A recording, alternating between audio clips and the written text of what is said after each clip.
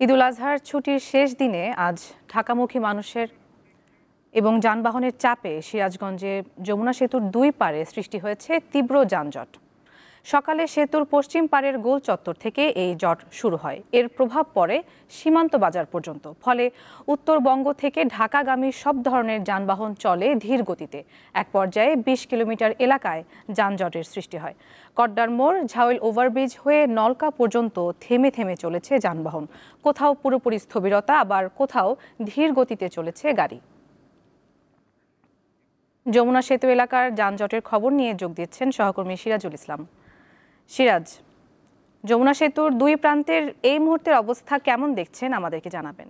আর এটা ওইটা না, কাপড় ধোয়ার একটাই সলিউশন, চাকা অল ইন ওয়ান। নুজাত, আপনাকে ধন্যবাদ। নুজাত, আপনাকে জানিয়ে রাখি যে আজকে কিন্তু ঈদুল আজহার ছুটি শেষ হচ্ছে। আগামীকাল থেকে বিভিন্ন সরকারি এবং বেসরকারি অফিস আদালত খুলবে। সে কারণে কিন্তু উত্তরবঙ্গে থেকে কর্মস্থলে যোগ দেওয়ার জন্য শ্রমজীবী এবং কর্মজীবী মানুষের কিন্তু ভিড় পড়েছে।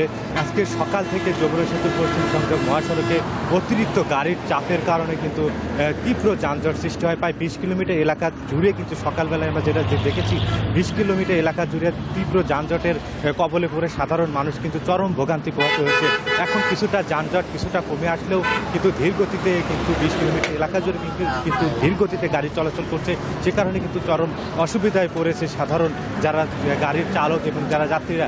আমি কথা বলেছিলাম বঙ্গবন্ধু সেতুর যমুনা সেতুর পশ্চিম সংযোগ মহাসড়কের যে ভারপ্রাপ্ত কর্মকর্তা রয়েছে তার সাথে, তিনি আমাদেরকে জানিয়েছিলেন যে সকালবেলায় আসলে যমুনা সেতুর উপরে একটি গাড়ি বিকল হয়ে যাওয়ার কারণে এবং আরেকটি গাড়ি কিন্তু আসলে দুর্ঘটনার কবলে পড়ে যায়। যে কারণে কিন্তু এই তীব্র যানজটের সৃষ্টি হয়। পরে প্রশাসন এবং সেনাবাহিনী বা অন্যান্য সশস্ত্র বাহিনীর সদস্যরা যে কিন্তু যানজট কিছুটা নিয়ন্ত্রণে আসে। দুপুর সকাল 10টা পর্যন্ত কিন্তু আসলে আমরা যেটা দেখেছি যে তীব্র যানজটের কবলে পড়ে আসলে সাধারণ যারা বয়স্ক এবং শিশুরা রয়েছে তারা কিন্তু চরম দুর্ভোগের মধ্যে পড়ে। এবং এই যেহেতু আজকে ঈদের ছুটি শেষ হয়ে যাচ্ছে, সে কারণে কিন্তু এই ঢাকামুখী লেনে কিন্তু তীব্র এই যে গাড়ির চাপ থাকবে এবং রাত পর্যন্ত থাকবে বলে প্রশাসন আমাদেরকে জানিয়েছে।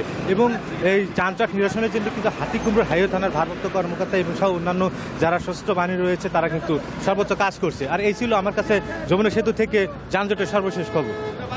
দর্শক, সিরাজগঞ্জ থেকে জানাচ্ছিলেন সহকর্মী সিরাজুল ইসলাম।